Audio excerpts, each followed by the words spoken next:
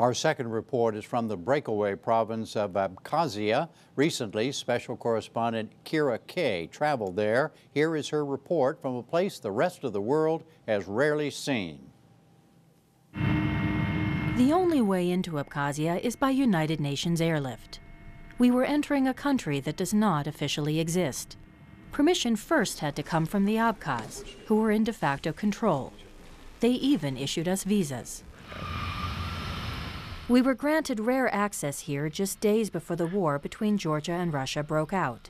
Everything seemed peaceful, but beneath the surface, the political tensions here are just as strong as in Georgia's other breakaway territory, South Ossetia.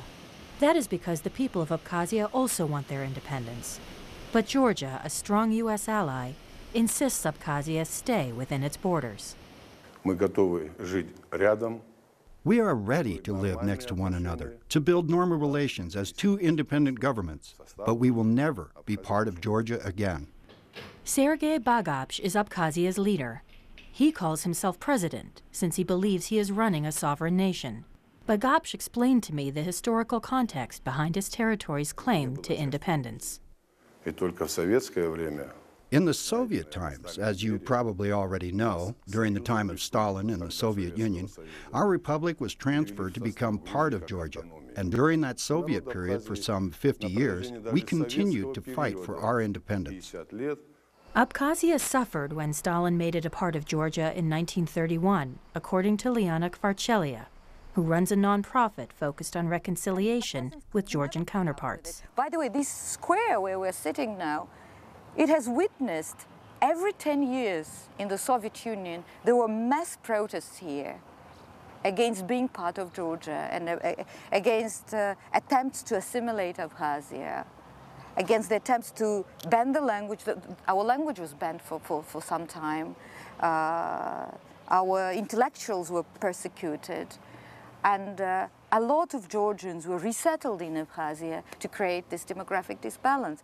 When the Soviet Union dissolved in the early 1990s, Georgia gained independence, just like many of the other Soviet republics. But Abkhazia and another region within Georgia, South Ossetia, remained part of Georgia. Amidst the turbulence and national awakenings of the early 90s, both decided to push for independence too. Although most people on both sides are Orthodox Christians, the Abkhaz consider themselves ethnically different from Georgians. Georgia moved militarily against the breakaway regions in a war that lasted 2 years. There is a war memorial in the Abkhaz capital, Sukhumi, but you don't need to visit it to remember what happened here. On every block, on every corner, empty shells stand where beautiful villas once hosted generals and leaders. Billboards all over town remind citizens of the heavy price they paid. Both sides have made harsh accusations. The Abkhaz say deliberate attempts were made to erase them from history. The Georgians claim they were ethnically cleansed. And indeed, even today, 15 years later, more than 200,000 people driven from Abkhazia during the war now live as refugees in Georgia, many in squalid settlements near the border, unable to return. Is based on... Maxim Gungia is only 32, but he has already spent a decade in the Abkhaz government, and he remembers the 1992 war very well. What are your memories of those days? Very bad memories.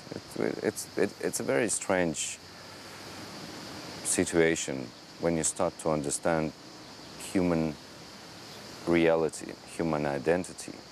And humans are could be very cruel, very rough. It's very strange to see how people change in a second. And there was a lot of violence against ethnic Georgians, too. You're right. This is war. It was a lot of crimes, I would say. When the fighting starts, you already can hardly say who is right, who is wrong. It is very, very sad situation. Isolated from the outside world and punished by international sanctions, the Abkhaz say they had to turn to their neighbor to the north, Russia, to survive. There are a lot of players who are interested in restoring Georgia's territorial integrity, but very few ones are interested in developing Abkhazia internally. Liana Kvarchelia met us outside the hulking remains of the former Soviet administration building, destroyed during the war and left in ruins as a reminder. The only open window or open door, if you like, was Russia. So the effect of Georgia wanted to isolate us from the rest of the world, including Russia. But the result was that we were isolated from the rest of the world except Russia. So Russia was the only route for us. So when Georgia is now complaining that we are too dependent on Russia or there is too much Russian influence, I think this is the consequence of the policy of isolation that Georgia initiated. 80% of Abkhazia's estimated 200,000 residents now hold Russian citizenship and Russian passports. It's the only way they can travel to the outside world.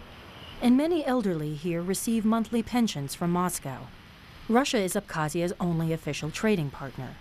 And Russian tourists like these who come to enjoy the Black Sea beaches don't seem to mind lounging next to rusty relics of cargo ships or strolling the streets past bullet-scarred buildings. And this Russian tourism has helped shore up the economy.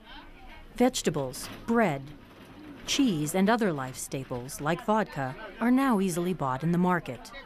But you must pay in rubles, as the Russian currency is the only one accepted here. Gunjia is proud of what Abkhazia has built.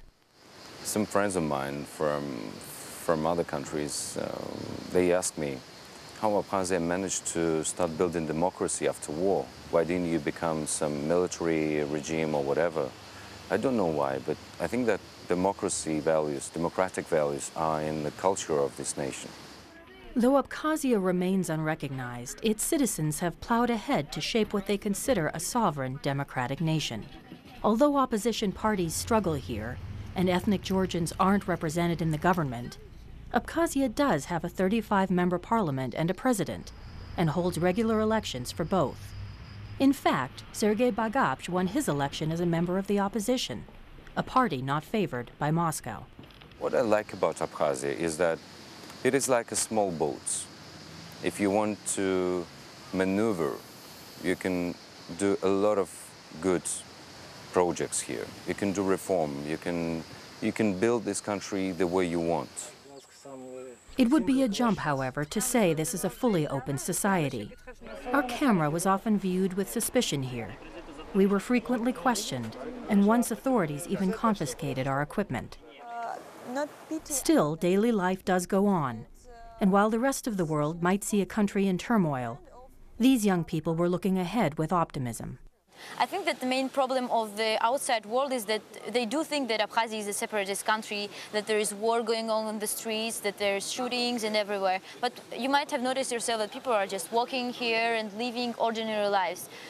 What do? I'm a student at the university. I study, I work part-time, I'm enjoying my work, I have plans for the future.